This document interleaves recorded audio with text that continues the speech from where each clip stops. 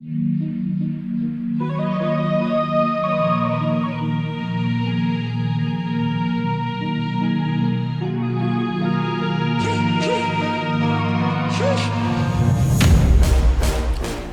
Brown, Julio Jones. Looks like Titans are kind of getting back to full strength, minus their best player, Derrick Henry. I don't know if that's going to make a whole lot of difference going against one of the hottest teams in the NFL. San Francisco won 5 out of their last 6. They're 6th seed in the playoffs right now, looking really good. Jimmy G's been looking like one of the best quarterbacks efficiency-wise since week 8. Ellie, what's going on, man? How are you? Pretty good, man. Just getting ready for Christmas and Christmas Eve. Closing on a house next week, so Nice, just a lot going on. Yeah, thanks, man. I appreciate it. It's gonna be awesome, man. I can't wait to come out and visit you. Well, I'll wait for the snow to disappear before I come hang out with you. Yeah, we can do a show from the office then. Oh yeah, there you go. So thanks for joining us, guys. Welcome to the Edge DFS. Thursday night football, 49ers in Nashville versus the Titans. Week 16. COVID has destroyed best ball. It's destroyed season-long playoffs. It's going to be hairy here. So let's try to win some money tonight on a one-night game here. And I don't know, man. This is going to be interesting. The 49ers are looking really good. We've seen a lot of 49ers being Cardinals fans. Kind of scares me how good they're getting, even though we smacked them twice this year. Yeah. Thoughts on the 49ers, man. Are they as good as we think they are right now, or are they going to fall back into the typical 49ers that we saw versus the Cardinals earlier this year? So I think it's really easy to underestimate where the Niners actually are, just because they're in the NFC West. You have two teams that are 10-4. So that just automatically means you're playing 4 of the toughest team, or 4 games against the 2 toughest teams in the NFC, or 2 of them, right? So again, I think it's really easy to sleep on where they're at, but even if they split those series, that's still 2-2, right? So that's going to impact their ability to win games, or just reflect their talent in their record. But with that being said, I mean, at this point, I think the NFC West is pretty much dominating the AFC. What is this? The AFC South? The Titans are in. Yeah. I guess Houston and doesn't really count when we're looking at this division as a whole. But I think most of the NFC West teams are going for pretty solid records here. So I'm actually not going to be surprised if San Francisco comes out and kind of controls this game. Tennessee's pass defense has been suspect the entire year.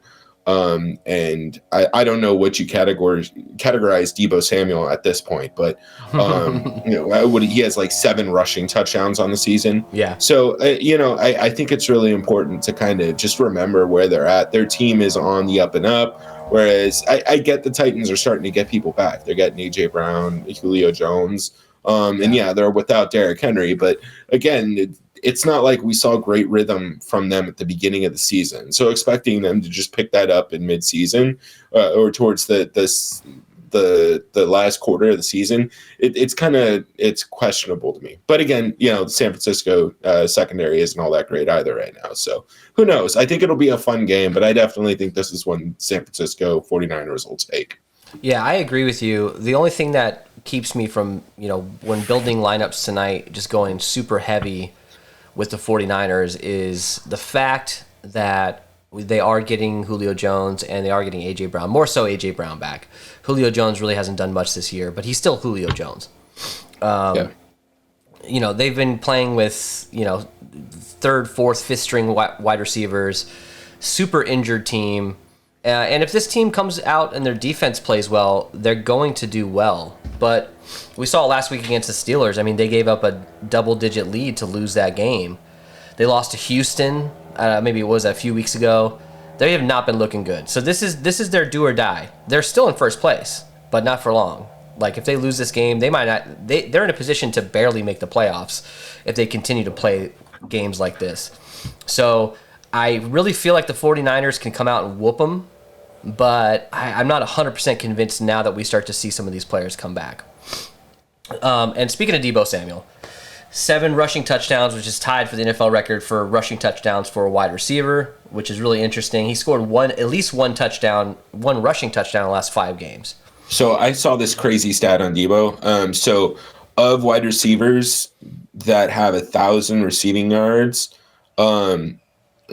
only I think 2 rushing touchdowns was the most of those receivers had. Wow. So yeah, it goes from 7 from Deebo Samuel down to 2, and that was Tyreek Hill last year, I'm pretty sure. Wow. Well, when it comes to injuries here, you have Eli Mitchell who's out, which opens it up for Jeff Wilson Jr. Which to me, Jeff Wilson Jr. is in a good spot. But going against the Titans defense looks pretty good against the run this year.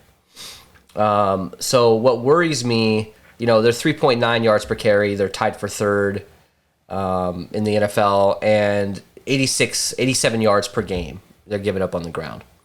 So what worries me with Jeff Wilson, not only is he potentially going to be getting robbed potentially with goal line from Deebo, or losing out some carries from Deebo in big spots, but he's going to be so popular because of his price tag, and he's going to be very popular at captain. He's going to be the 2nd highest owned captain on this slate.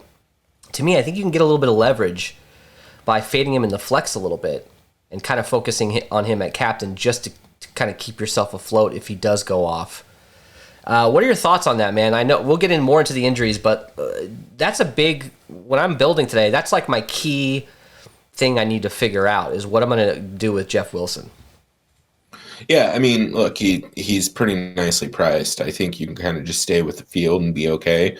But if you're doing 20 max, 150 max, I mean, if you're with the field, that means half your lineups are probably going to be without him. So I don't think you need to get too crazy with it. He's priced really nicely.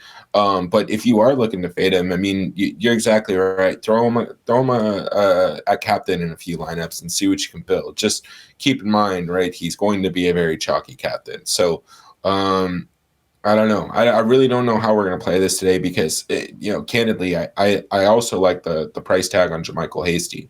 And he's going to be involved in the punt return, the kick return game. So he's going to have additional opportunities. And we don't know. One thing to keep in mind is we also don't know what Kyle Shanahan's going to do with his running backs. Yeah. I think they reactivated Trey Sermon. So if he's active, yeah, they may be in the process of it. Remember, I'm still trying to keep up with what's going on in NBA. That's more my sport. So, but we don't know who we're going to see active for the running back situation here. And the more running backs that are active, I think the less valuable Jeff Wilson becomes. Yeah. But with that in mind, he could also go out and rush for 120 and 3 touchdowns. That's Kyle Shanahan is going to feed the running backs often. Well, and we've seen them focus in on the run game more, and that's where the success has come. Jimmy G isn't strictly a game manager, but when you force him to take over the game and you rely on his arm, that's when they start to get in trouble. So if they could focus on the run game, establish that run, get 25 carries, 30 carries for these guys, they're going to be set up to win. Now, if they start to get into some trouble where they're getting under 3 yards a carry and they got to pass the ball, that's where I think the Titans can come out and actually have an upset here. And one thing to think about, man, this is going to be in Nashville in December. It's going to be lit there. Like, the fans, they realize what's going on here. I mean, they're still in first place. They still have some hope this year. I think it's going to get loud. And I think that home field advantage is actually more important than we realize. So let's talk quickly about injuries. So obviously, A.J. Brown activated officially earlier today. He'll be back, which is a huge deal. Julio Jones with a hamstring. He has no injury designation, so that's good news. Like we said, Elijah Mitchell out. Unfortunately, he was having a good year. It seems like these 49er running backs, they're just pulling dudes out of everywhere. They've had so many starting running backs over the last few years. It's hard to keep track. And it looks like Mohamed Sanu is out. Nothing really to talk about much there. When it comes to, let's look at the Vegas line here. I kind of switched things around, but San Francisco obviously favorites. They're -3 favorites going into Tennessee. I really think that I was actually a little bit surprised. I thought San Francisco would be a little bit heavier favorites in this game, but I think this is about right. I really do think this is about right. Tennessee is in a slump. I do think that they can come back and win this game. I think it's possible. But 44.5 total, we've seen the unders, the old man unders have been hitting like crazy lately. Is this a situation where you think that can happen again? It's not going to be too cold, but we're just not dealing with super high-powered offenses here. What do you think? Yeah, I don't know, man. I think that this should probably hit the over. I still think that this is a good one for San Francisco to take, but I think that this should hit the over. We're not dealing with great pass defenses here. I mean, God, the Niners had to sign Richard Sherman, right? Like, I mean, the dude was sitting on his couch. They had to bring him in. Tennessee's secondary has not been good at all this year. I think that this is a game where we might see some points. I don't think we're going to see anything quite like what we saw. Was it the other night with the Vikings? Was that game like 28 total points? Yeah, and shit's been rough. And Tampa Bay, man, it's been rough lately. That I lost so much money on that Tampa Bay game. I mean, hey, real quick, I do want to come back to this Trey Sermon thing. So his practice window is open. There is real possibility that he'll be active tonight. Okay. I don't know if that actually impacts. I don't know if he actually gets any run. Yeah. It should still be Jeff Wilson's backfield. But again, I mean, if we come in with 4 active running backs, tailbacks on the Niners, I guess Juge, which is technically a fullback, but you got 4 active backs there. It's gonna massively impact Wilson's value to me. Yeah, and I personally think it more impacts JaMychal Hasty's value. He fumbled on that first kickoff last week, turned the ball over in the red zone. He had some issues. I don't know if that means he's in some sort of doghouse. If they're gonna maybe Trey Sermon's a rookie. They spent a high draft pick on him. Why would you not try to get that guy in unless he's just terrible? Why would you not try to see if he's good or not?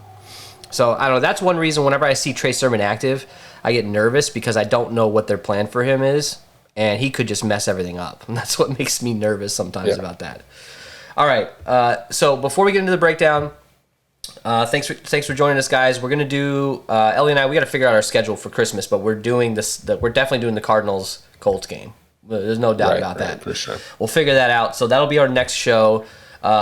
Please help us out and hit subscribe, like this video. We're trying to hit 500 subscribers before the end of this year. So help us out. Just hit the button. We really appreciate it. Let's get into the breakdown. All right. So Jimmy G, 10.4K. Ryan Tannehill, 10K.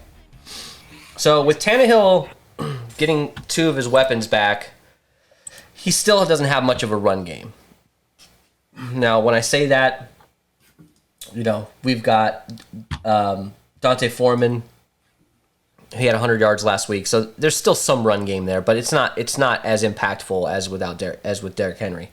So Ryan Tannehill is kind of one of these guys that just hasn't been doing well lately. I mean, look at these numbers; they're just not looking good. And at 10K on a showdown slate, he's going to have to get you 15, 20 fantasy points. And are we confident he can do that tonight? What are your thoughts on Tannehill, man, even though he's got 2 of his guys back? I'm not confident in this, but I do think that he has a real good chance of getting there. Again, I just think there's a lot of questions here in the secondary. I think what's going to impact him the most is really the success of the San Francisco run game. I'm sure this is probably just a soundbite at this point, but the better your run game is, the less opportunities the quarterback has to get this passing game going. Mm-hmm. But with threats like A.J. Brown and Julio Jones on the field, it's hard to compare him to his last couple weeks of performance. And that being said, I think his touchdown last week was actually a rushing touchdown. So it wasn't, he got 11, 12 points. Most of it came from one play, but that is an upside to Ryan Tannehill that we got to be mindful of. Definitely. Is when he is in the red zone, he does have the ability to take off and score a rushing touchdown. So that's kind of where I'm at with him. I'm not sure how I'm going to be building specifically, but I would almost rather be taking Debo and Kittle in as many lineups as possible, because you can easily capture most of the offensive output from Jimmy G that way. Yes. And play Ryan Tannehill with one of his receivers, then kind of run or run the receivers or the Tennessee skill players naked. Does that make sense? Yeah, absolutely. And look, Ryan Tannehill gets a huge boost because of what you were saying with the run game. The last three games he's had over 20 rush yards or around 20 rush yards or more, and he's got 7. What has he got? 2, 4. He's got 6 rushing touchdowns this year. Yeah, that's pretty damn good, man. And a guy like that, if he can get you a goal line rush for a touchdown, it instantly changes everything. Because if he can go out and throw for 250 yards, 1 touchdown, maybe throws an interception, but he gets you that rush touchdown, it may propel him into the optimal. So I'm actually, I hate to say it, but and there's a problem with it. Sorry to cut you off. No, there's a problem too when the quarterbacks are getting those rush touchdowns, because if you're stacking or running naked, then you automatically lose out, and the quarterbacks end up being 2 of the chalkiest players. And the quarterback and captain gets a huge boost, and right, I don't like doing that, so it hurts me usually. So Jimmy G hasn't looked amazing. I mean, he's more expensive in this matchup, and even on this win streak they have, he's only hit 20 fantasy points once. So for me, I'm actually, I think a natural fade potentially would be to kind of go under the field on Jimmy G, unless he comes out and vultures a couple goal line touchdowns like he did, like, I don't know, 5-6 weeks ago or whatever, when he had like 2 rushing touchdowns, which sucked. But I think just the natural thing to do here, in my opinion, is kind of to go under the field on Jimmy G, because he just has so many weapons. He doesn't need to throw for 300 yards for them to win. And in theory, actually, I think if he does throw for 300 yards, it's worse for the team. They're probably not doing well. There's also a case to be made. It's going directly to Kittle and Samuel, so you may not need Jimmy G to do that. Exactly. So that's kind of where I'm at with that. Now, don't get me wrong. I'm not saying I'm going to be fading Jimmy G or be at 20-25% exposure. I'll probably still be close to 40-50%. Even with the field, I just think that there's going to be a little bit different selection in how I build. I'm going to try and have a couple where I'm jamming in both Tannehill and Garoppolo, right? I think that there are lineups that could end up in the optimal with both quarterbacks. But I think this is more leaning towards a one build night, or one quarterback night. And I think, if Ryan Tannehill doesn't get the rushing touchdown, it might be Jimmy G, because he's playing such a poor pass defense. So, again, like I think that there's scenarios in both these quarterbacks get there. I think you need to have exposure to both of them. I don't know if you need both of them in both lineups or in all your lineups, right? So that's the one place that I think you might be able to get a little bit different here. It's just, do one quarterback lineups. And Tannehill has just struggled massively since the Henry injury. So It's just, I don't think fantasy-wise he's a huge threat. And I don't think Jimmy G fantasy-wise is a huge threat. I don't have a problem with specific lineups fading both of them and trying to get all your best players in, all your skill players in. But I think you should be smart and try to at least sprinkle these guys in with the field or a little bit above. All right, so let's go to running backs here. You want to take this over here for the Titans? Yeah, for sure. And I got a little bit of experience here because I've been trying to figure out on one of my season longs to play McNichols or Dontrell Hilliard, and god damn, that's been a shit show. Yeah, so, exactly. It's Deontay Foreman at this point. I mean, these other guys just aren't performing. Yeah, well, and even then, like, they're just not priced where I want them. I would still want both of these guys to be closer to the 1,000 to maybe 1,800 range, and I'd have a little bit of interest in them. I think McNichols gets a little bit of a boost if you're looking for pass scenarios. Dontrell Hilliard's going to get more of the rushing volume.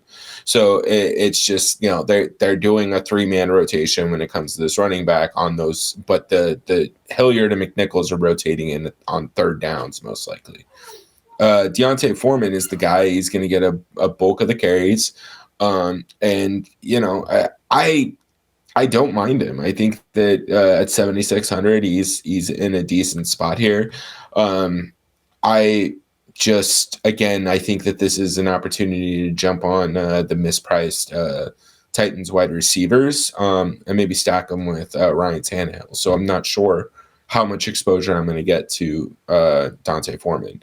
Now, that said, 7,600, he does make for an interesting captain choice. If you think he can go out for 100 yards and a touchdown, which it's very likely he could do. I mean, what in his first week starting, he had like a 75-yard touchdown run or some shit like that. So we know that he has the ability to go out and bust a big one. So I don't mind having a little bit of exposure. And I think something to keep in mind is A.J. Brown and Julio Jones should open up a little bit more passing or running opportunities for this team. Yes. You can't constantly just play Nate-man box to stop the run with those names out there in the corner. Yep. I don't care if Julio Jones is missing a kneecap and A.J. Brown's throwing up while he's running. Right? There's still better wide receivers than probably the next 25 people you can name, if you can name that many. That's a weird scenario, but look, I like Dante Foreman, Hilliard, McNichols, sprinkle them in. I wouldn't go maybe more than 5 to 10% on either. I don't like the backups for the Titans tonight. I just don't know who's going to get the ball. I don't know who's going to get volume. I do know that Deontay Foreman, as long as he doesn't get hurt, like we've seen so much, he's going to get 20 carries. I mean, you have to think, unless they're just getting absolutely stuffed. Deontay Foreman is the kind of guy that's gotten over 15 fantasy points the last 3 games or 14 fantasy points. And a guy that's 7,600 and less than 25% owned potentially, who's going to get you 15 fantasy points, I think people are really overlooking him. And they're mainly doing it because the game script calls for San Francisco to be winning this game, and you wouldn't typically think that they're going to continue to run the ball in the fourth quarter, and that may be true, but he may already get there before it's too late.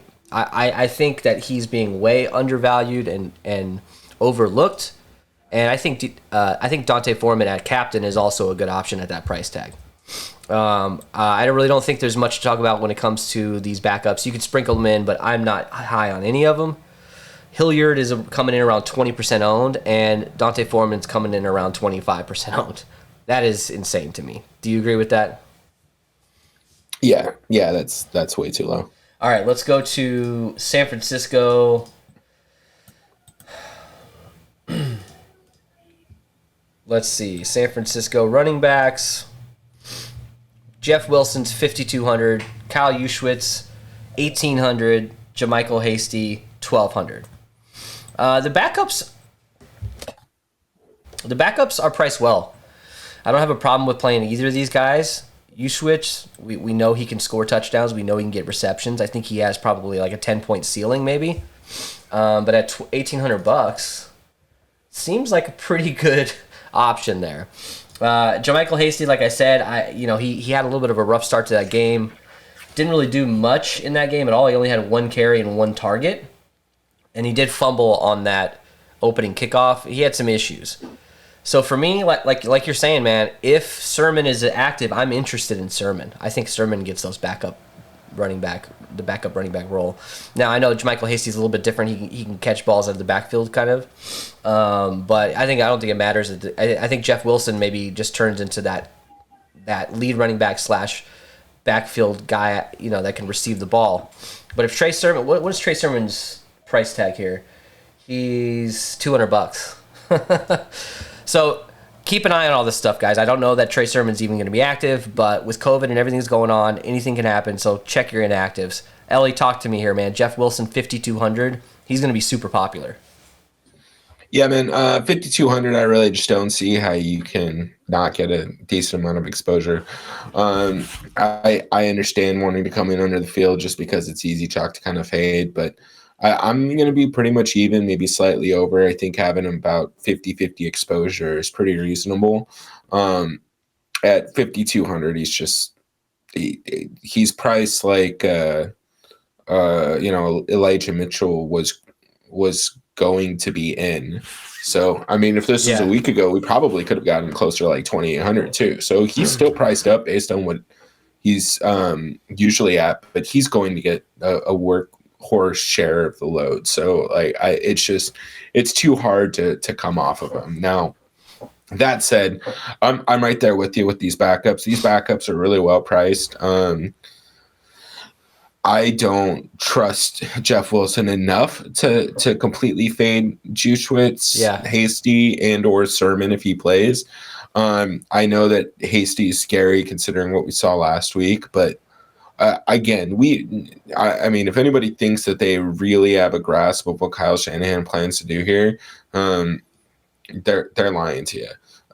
Jeff Wilson could easily come out and get 20 touches. He could also easily come out and get 3 because they want to run JaMychal Hasty all day and see where he's at. Yeah. To your point, they may give Trey Sermon the workhorse because he's back and they want to see what he can handle.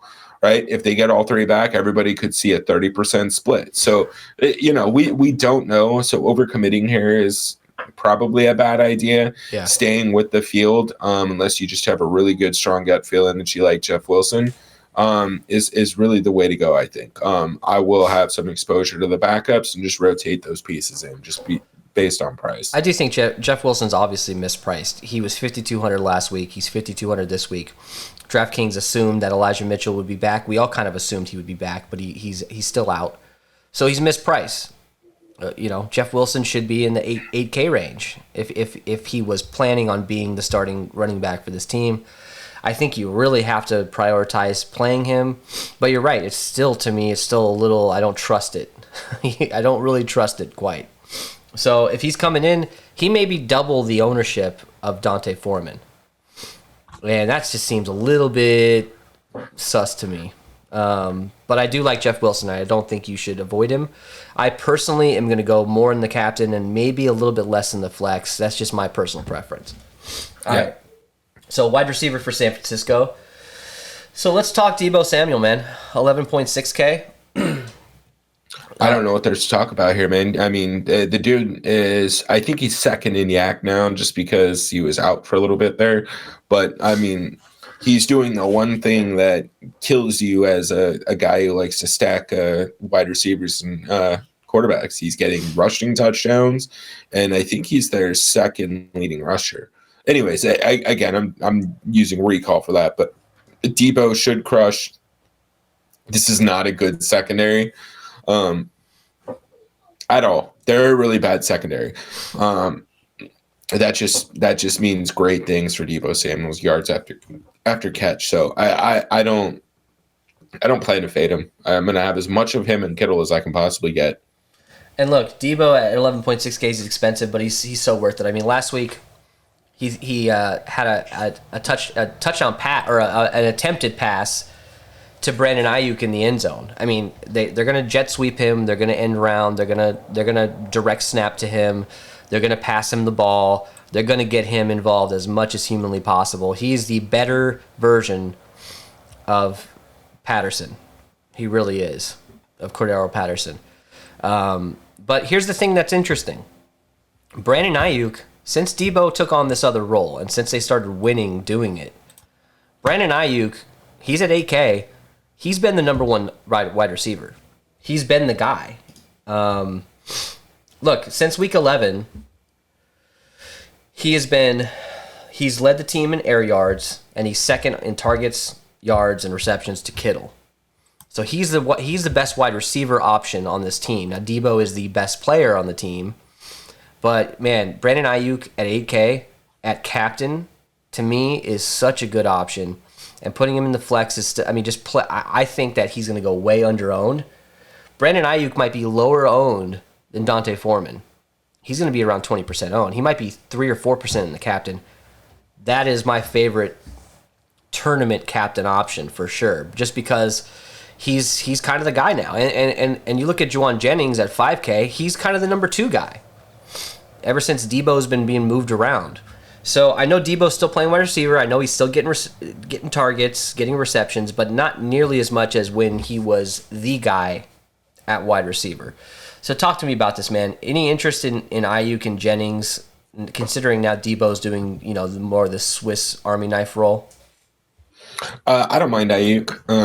The problem is you start throwing in Brandon Ayuk, Debo Samuel, then you got to start thinking about whether or not you want Jimmy G, right? So the one thing that I would kind of hold back on the Ayuk exposure is just because Debo and Kittle are going to have such a concentrated share of the volume. But with that said, that's why I do like your idea about throwing him into the captain spot. At 8K, he's going to be kind of hard pressed to pay off like a middling point total, right? I mean, if he gets 10 points, Dante Foreman will probably outscore him at 7,600 or whatever it is. Yeah. So that's something to be mindful of. But if he goes out and gets, I mean, what did he have? Get rid of the Atlanta game. You're looking at the week prior, he had 11 targets. Is that? Yeah, 11 targets. 10 targets. Yeah. RG has him at 11, so that's interesting too. Same thing, but yeah, six. Yeah, I mean six receptions. So and he won that game in overtime. I mean, he had a walk-off touchdown. Yeah, exactly. So I think you're right. I think that there's something to be said here about this new, Curtis Samuel, Cordero Patterson type role you've got going out of Deebo Samuel. I mean, dude's lining up in the backfield. Like he's actually coming out into a tailback position and getting snaps. So. Yeah. You're right. Brandon Ayuk's turning into the wide receiver one, and then Kittle's Kittle. So I think your ownership can be concentrated here. I don't think you need to go down to Juwan Jennings. Juwan Jennings should not be at 5K. I think he had a touchdown last week though, right? Yeah, he did. He had 11 fantasy points. I mean, that's the only reason why he's priced up. 7 fantasy points is not going to pay off at 5K, and even right. I mean, 11 potentially not even 11. Yeah, so you're right. I mean, I guess it might. It depends on how many points are scored in the game, but. I agree with you. I think he's priced up way too much. I mean, he was at 4,200 last week. He scored a touchdown. They got to raise him up. I mean, I get it, but it doesn't mean I'm going to like him anymore. I think you got to sprinkle him in, but he's going to be less than 10% owned. So if he scores a touchdown, it's not going to kill you. I guess let's put it this way. So I mean, you play Jeff Wilson or you play Juwan Jennings. Jeff Wilson. I'm going to take Jeff Wilson every day. Yeah, pretty much every single time that I have to choose between those two. Yeah, I agree. All right, so now let's look at Tennessee. The good news for Tennessee, they have their best wide receivers back. They got AJ Brown back. Yep. He's at 8,800. Wait, he's priced way too low. I get it. He's been hurt. He hasn't been consistent, but he's at 8,800. AJ Brown is AJ Brown is DK Metcalf, but better in theory if you think about it. Julio Jones is that's not even in theory. In practice, AJ Brown is a better wide receiver than DK Metcalf. Yes, you're right. Julio Jones is 6,800, back from injury, hit or miss. The only really thing I'm going to think about when it comes to Julio Jones is captain or bust potentially, because look at these numbers. He either gets you 21 fantasy points or he doesn't end up in the optimal at all. So I think him at 6,800 at captain is a good option. So here, finish this off for me, man. Talk about all these wide receivers. Julio Jones, Alabama guy. Talk to me about some of these guys. Yeah, so I mean, let's just start with the bottom guys. I'm going to keep this real simple. I mean, Nick Akina, he's priced at 5,400. That's if Julio or AJ sits. I don't mind taking a stab on him. Both these guys are active, so these guys are all priced incorrectly for me. I'm not going to have any exposure to them. I don't think it's wise. And they're not going to get a share of the volume. I think the two guys we're prioritizing, and this is probably earth-shattering to everyone listening, are A.J. Brown and Julio Jones. I think you can play both of them. I think you can run. I like the idea of having Julio at captain, throwing in A.J. Brown, and then Tannehill. I think you can grab probably Debo and or Kittle, and then punt somewhere, right? Like that. Those aren't terrible builds, and if Tennessee is going to be active in this game, that's probably how it's going to be. They're going to need to get AJ and Julio both going. So I'm with you on this. Julio Jones is probably one of the better talents we've seen out wide receiver over the past 20 years. So it wouldn't be surprised to me if he just went absolutely off. I don't think that the Mike Vrabel would be looking to bring these guys back if they weren't ready to help them make a playoff push. So, I think you're foolish to not play Julio Jones at 6,800. And I mean that with full anticipation and expectation that he can go out and drop a dud. But he's still Julio Jones. Yeah, it's that simple. Agreed. AJ Brown at 8,800. I'm with you, man. He's just not priced correctly. I think you should have some exposure to him at captain at that price. I think you should have him in the flex. Look, dude, Richard Sherman is not going to shut down AJ Brown or Julio Jones for that matter. And I just do not trust the San Francisco secondary to be able to stop AJ Brown and Julio Jones. This is not necessarily one of those matchups where one of these guys can go out and get 25 receptions, but this is absolutely a matchup where they can go and get chunk yardage and chunk plays. And that's how you end up with stupid touchdowns of 65 yards. So that's what I'm looking for. I'm going to be prioritizing the hell out of those two guys. I'm probably just going to cross the rest out of my player pool. Don't the 49ers have Josh Norman? Josh Norman. Same thing. Josh Norman, Richard Sherman. Yeah, I've been talking about Josh Norman this whole time. Yeah. I'm sure the chat will let you know about that when we premiere this, but it's all right, whatever. I wish Derrick Henry was playing because that could be a nice little rematch there. Look, Golden Tate might not be activated. That's right. He's on the Bucks. God damn it. Sorry, guys. Close enough. Golden Tate might not be activated, but if he is, hey, man, $200, Golden Tate, just for fun. I'm going to play some Golden Tate. Why not, if he's activated? He's on the Titans? He was signed. Yeah, he was signed like 2 weeks ago. Don't ask me how I know that, but I think I follow him on TikTok or some weird shit. But yes, he's on the team. I just don't know if he's going to suit up. If he does, I'll play him just because that would be fun to talk about. All right. Yeah. So tight ends, we got Anthony Ferkser, 2,600, Jeff Swaim, 3,200, and Mecole Pruitt, 800. The holy trinity of shitty tight ends. I don't know, man. One of these guys is going to score a touchdown. You know it, right? Yeah, it's probably going to be Pruitt, but I'll be a homer here, man. I'm going to have a little bit of each one of these three. I don't know how else you can really come off of it. Jeff Swaim is priced a little high, so it might be easier to take a kicker, but I don't know, man. Have a couple lineups with them. If we're running a 20 max, 150 max, you can go 5-10%. I think you're okay. Yeah, I hear you. They're all going to be low owned, so they're not going to kill you if not. All right, so kickers. Ellie, talk to me about kickers real quick. Hold on, we skipped San Francisco tight ends, but it's okay. I don't even think you need to pull it up. Why would I do George that? Kittle. That's pathetic. Sorry, I had somebody running a generator or something outside, so I was going to shut my window. George Kittle, 11.2K. Play him a captain. Play him everywhere. I'm going to lock him in. I might have 100% of him, and whatever. If he doesn't do well, then who cares? I will not have Dwelly or Warner. Yeah, he's freaking George Kittle. There's nothing to talk about here. And he's gonna be the highest owned captain potentially because of his, well, not because of his price, but because how good he is, obviously. I think Debo would have been if he was getting more receptions. But Kittle's going to get you, 10 targets, 7-8 receptions, probably a touchdown. All right, so kickers. Now, one thing to talk about here when it comes to kickers, there's a little interesting nugget here for kickers, right? So Robbie Gould, 4,400, Randy Bullock, 4,200. So apparently, kickers against the Titans defense is the way to go. The Titans' opponents have kicked a total of 28 field goals this season, which is top 5 in the NFL, mainly because the Titans' defense in the red zone is pretty good. So a lot of these teams end up settling for field goals. So Robbie Gould gets a little bit of a boost, just historically, this year, what the Titans have done, but I'm not going to, put him at captain or anything. Now we have to guess whether or not Kyle Shanahan's going to go for it on 4th and short in the red zone. Thanks, man. Thanks for fucking this up for us.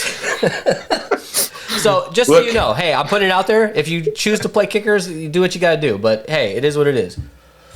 Yeah, look, I will admit I'm slowly becoming a fan more of the one kicker lineups. They've actually been doing pretty good for me.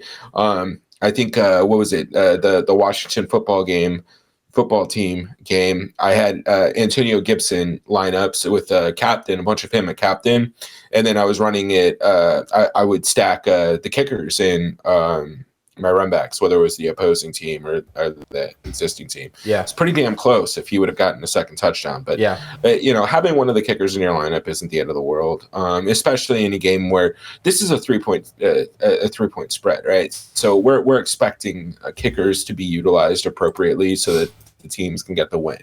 But with that said, who the fuck knows what Kyle Shanahan's going to do? If it's 4th and 12, he might kick it. But if it's 4th and 4 at the Titan 4, he's going for it. Yeah, exactly. For sure. Know. We've seen so many. Why stop now? All these coaches just going for it whenever the fuck they want.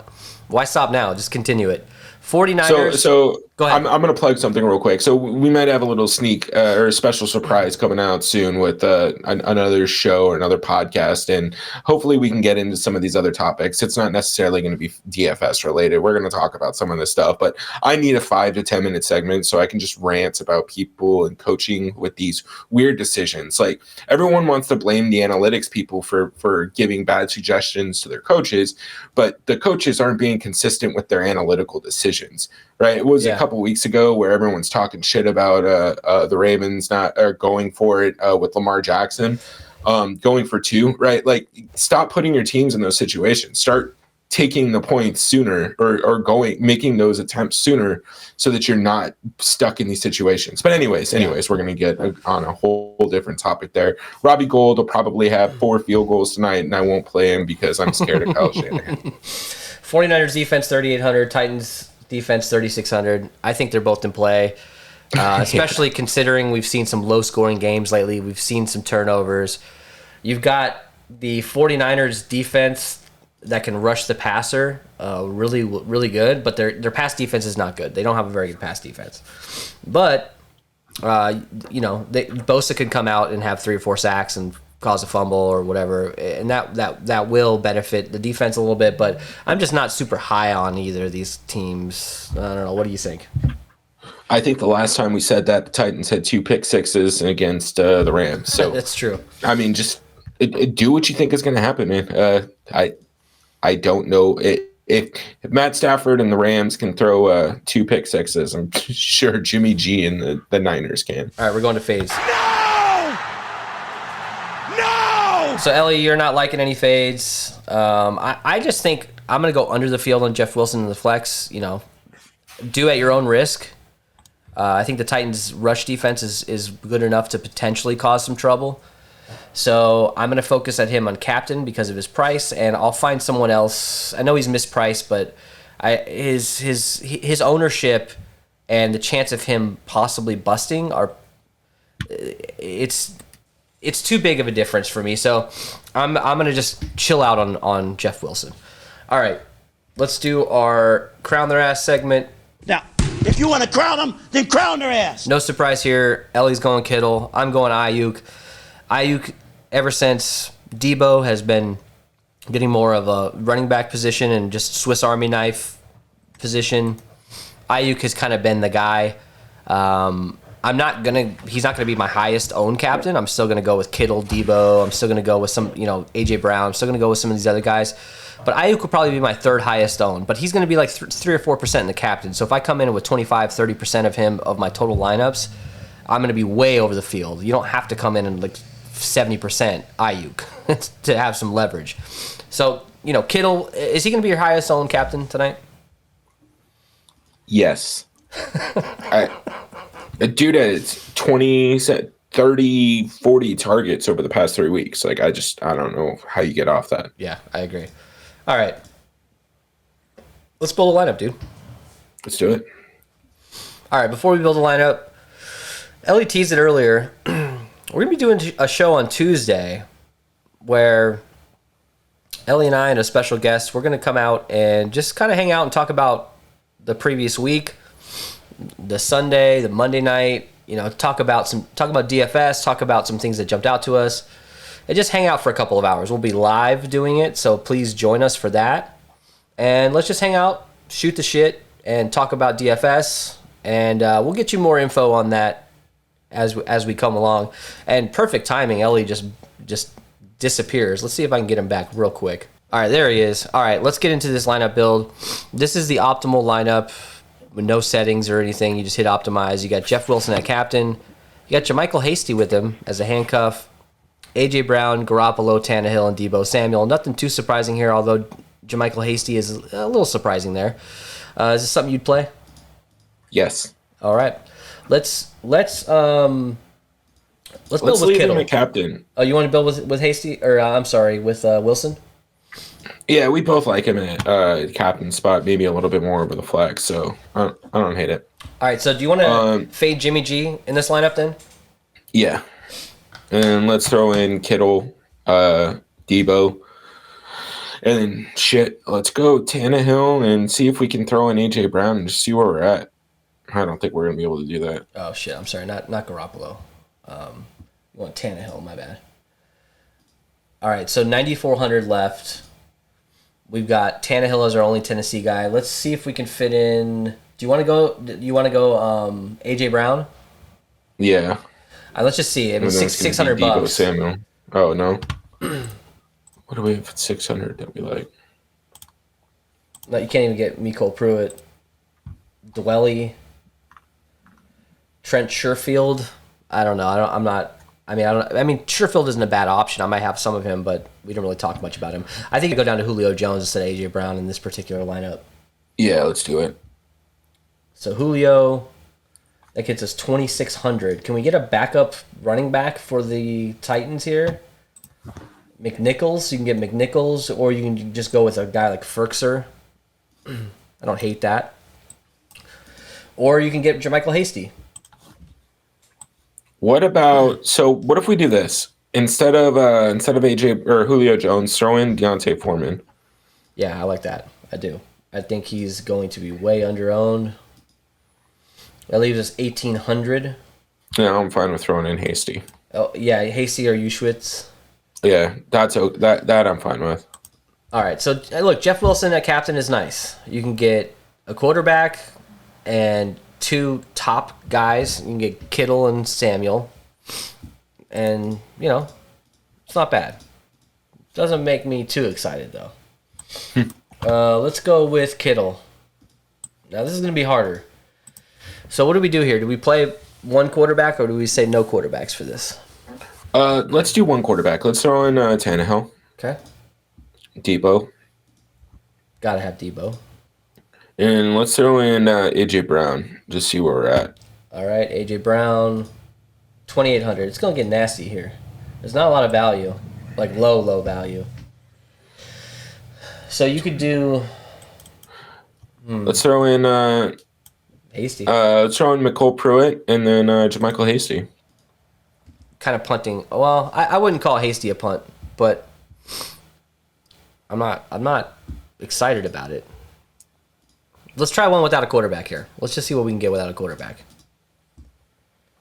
So let's go Debo, AJ, Foreman. Jeff Wilson, but you got $0 left. Oh, you want to throw in Wilson over Foreman? Yeah, let's do that in this lineup. That gives us 7,600 for 2 spots. So let's go middle of the road. I mean, you could go kicker. You can go Robbie Gould. Let's just try it. Yeah, and then that gives us Ferkser. Swaim, Hilliard, Ferkser. That's not bad. I think you're going to have to go kicker or punt twice potentially with Kittle at captain. But that ceiling's there, man. I think it's well worth it. You want to build one with Julio at captain? Yeah, let's do it. Who did you have? Who was your captain choice again? Ayuk. We'll do him next then. All right, let's do Julio. We need Tannehill for this, and then we can fade. I still think we can fade Jimmy G here and just go Kittle, Samuel. Yeah, Kittle, Samuel. Or what about this? What if we go Kittle, Ayuk? Let's try it. That might buy us enough to have a more balanced lineup here. 10.6K. All right, where do we want to go? Throw in A.J. Brown. That's going to leave us, what, 2,200? Oh, yeah, throw in Juszczyk or Hasty. Or Hasty. Hasty, that's why Hasty's in the optimal, man. I mean, 1.2K, that's a good price for him. And that's not too scary of a lineup, man. Like, I don't mind Julio, Tannehill, Kittle, Ayuk, AJ Brown, Hasty. Like, let's kill AJ Brown. Let's just see if we can. Let's put. Do we want to put Foreman in? No, let's go Jeff Wilson in this lineup instead of AJ Brown. Let's try this, and that leaves us 5,400. This is a little bit more of a balanced lineup here. Nick Westbrook, a kind. No, I don't like him. Juwan Jennings. Well, maybe go up to Debo off of Ayuk in this case. Yeah, because we got some salary to work with, I think. Debo. JaMychal Hasty, god damn it. JaMychal Hasty, he's going to be in freaking 80% of my lineups, man. I do think that Ushwitz, if you can play some more Kyle, you might get some leverage there. I think they both have a good opportunity. All right, so can you go down to let's go from Wilson to Gold real quick.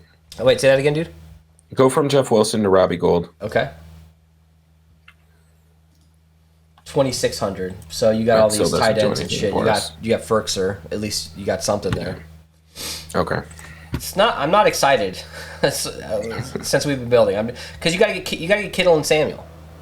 I mean, I don't want to have there's not gonna be a single lineup that doesn't have Kittle or Samuel. That's just my opinion, right? Yeah, they will be in every single one of my lineups, and most lineups will have both of them. All right, so let's do a Brandon Ayuk. This is gonna be even harder. So let's get Jimmy G in here this time. Yeah, I agree. Let's go. Your boy. Let's throw in Jeff Wilson here too. Okay.